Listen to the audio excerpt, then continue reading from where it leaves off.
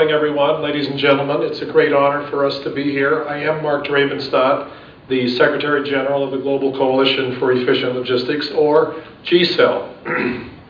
On behalf of our whole team, it's our great honor to be in what is one of the world's truly great cities, Mumbai. And we are especially proud to join with CII to hold our first HumaWealth awareness event in India.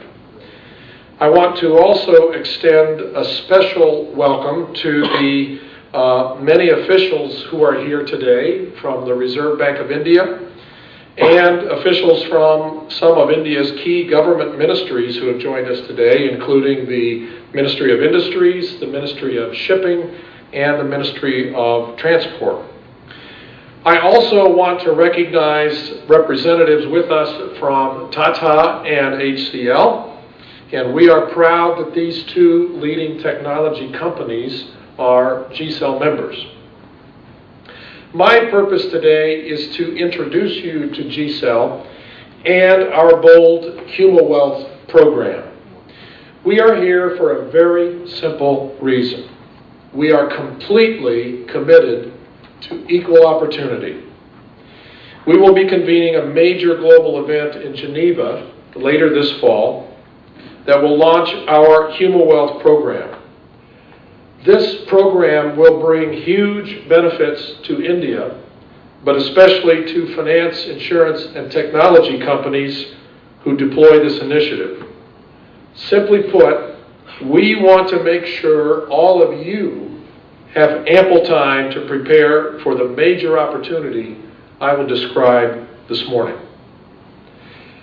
We meet at an especially critical juncture for India's economy, for the Asian economy, and certainly for the global economy. A year ago, there was widespread agreement the global recession had bottomed out, recovery had begun, and a long road to prosperity lay ahead. Today, there are far more questions about where we are headed. The recovery is highly uneven around the world, with India and Asia posting very strong growth, while other regions, notably Europe, stay lackluster. But also, there is a huge cloud of uncertainty that has settled overhead, a dark overhang of public debt that is nowhere more evident than in Europe. Simply put, we have discovered the limits of using public debt to stoke economic recovery. But we should have known this point would come. Economists have proven that only innovation and its associated gains in productivity lead to sustained gains in economic well-being. As never before, this is the time to renew our collective focus on innovation and SMEs, who are truly the engines of such progress. Indeed, technology and SMEs represent the bright future for this great nation. India is blessed to have literally millions of these engines of growth. And that is surely a reason why India is taking its place as a major force in the global economy and a leader in the G20.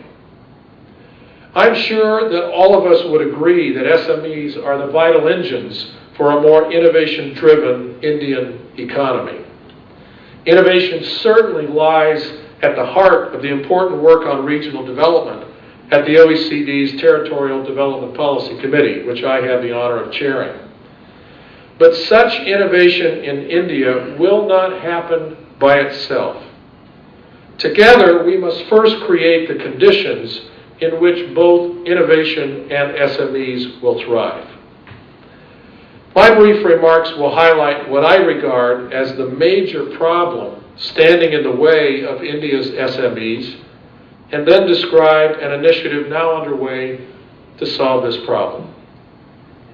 The problem is fundamental, but largely ignored.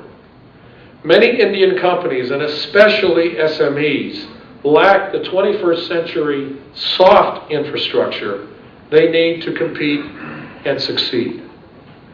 For more than a century, business leaders have demanded, and public officials have responded with investments in hard infrastructure: roads, ports, industrial parks, multimodal facilities, some of which we can see from this room. All of these have been the backbone of economic development. But the world has changed. The very nature of trade has changed. The information associated with the shipment of goods has taken on much greater importance to the businesses who make the products, to the shippers and carriers that move the products around the world, to the consumers who buy the products, and to the governments concerned about the borders they cross. Just consider how powerful such information is to India's businesses. The seamless sharing of information all along the supply chain would allow firms to operate at top efficiency. It would also connect them with consumers anywhere in India or in Asia or the world quickly and reliably. Last but not least, dynamic, real-time information makes businesses, and especially SMEs, much more bankable, since costs drop, profits rise, and risks decline. The real problem is that Indian businesses are trying to conduct 21st century business with a 20th century pipeline for trade and commerce. This pipeline simply lacks the capacity to permit the seamless sharing of information, which today is as important, if not more so, than the physical movement of the goods. To give but one example of where we are, about 80% of the documents associated with the movements of cargo containers still change hands in the form of paper. And data that does find its way into electronic form often gets keyed in over and over again, giving rise to possible errors and frequent delays.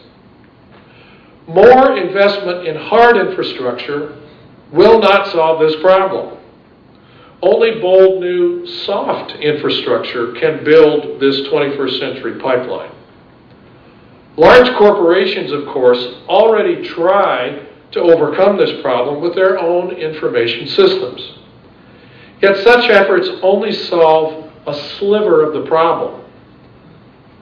The logistics industry, whether in India or in the world, is simply too fragmented for one company to conquer. More importantly, SMEs are left to fend for themselves, and they lack the resources to create the information connections they desperately need to succeed. As a result, SMEs often carry high operating costs, have difficulty expanding their markets, and they frequently lack the trade finance and credit that they need. To help India's businesses prosper in a 21st century global economy, this soft infrastructure must do three things. It must connect business with buyers in distant markets. It must provide real-time information on the movement of inputs and products to optimize business results. And three, it must share critical business information with strategic partners to improve access to vital financial and technical services. Such soft infrastructure simply does not exist today, and it lies beyond the reach of every Indian SME. But that is about to change. GCEL is about to build a 21st century pipeline for global commerce. This will start in 4 regions of the world, including Asia.